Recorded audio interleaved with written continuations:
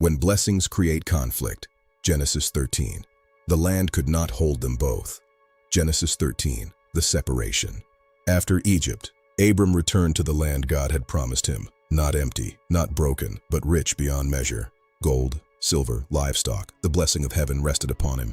But sometimes, blessing creates pressure, and pressure reveals the hidden cracks in men. Abram looks toward the horizon. Lot stares at the growing wealth around him. Servants whisper angrily in the background. Shepherds argue over water. Too much wealth, too little peace.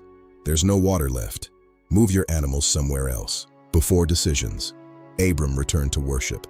Before strategy, he returned to God. Because wise men do not move forward until they remember where God first spoke.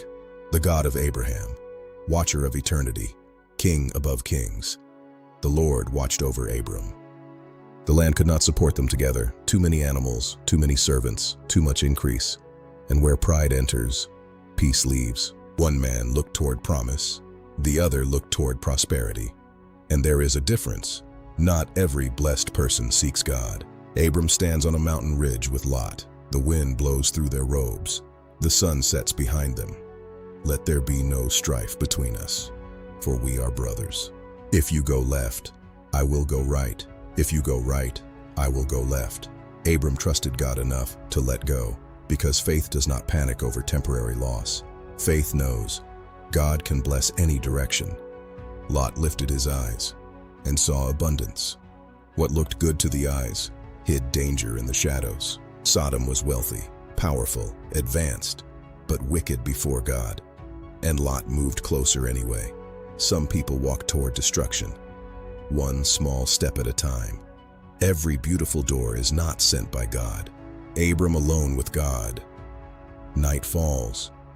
Abram stands alone in silence. The stars fill the heavens. Then suddenly, the earth begins shaking violently. A colossal radiant figure appears again above the mountains. God, bigger than the clouds. His glowing eyes illuminate the entire land. Lightning moves around his throne. Abram, lift up your eyes. Northward, southward, eastward, westward. All the land you see, I will give to you, and to your descendants forever. When Lot chose by sight, Abram chose by faith, and heaven answered him.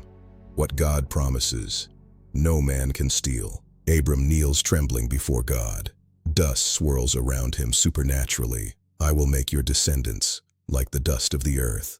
If anyone can count the dust, then your descendants can also be counted. One obedient man became the father of nations, not because he was perfect, but because he believed God. Faith created a nation. Morning sunlight shines across the hills of Hebron. Abram builds another altar stone by stone, slowly, patiently, worshipfully.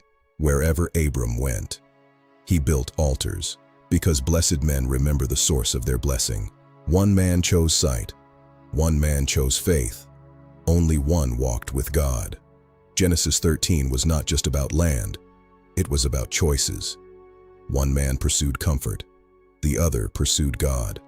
And history remembers the man who trusted heaven. Genesis Revelation Studios. The Book of Beginnings comes to life. Subscribe for the next chapter.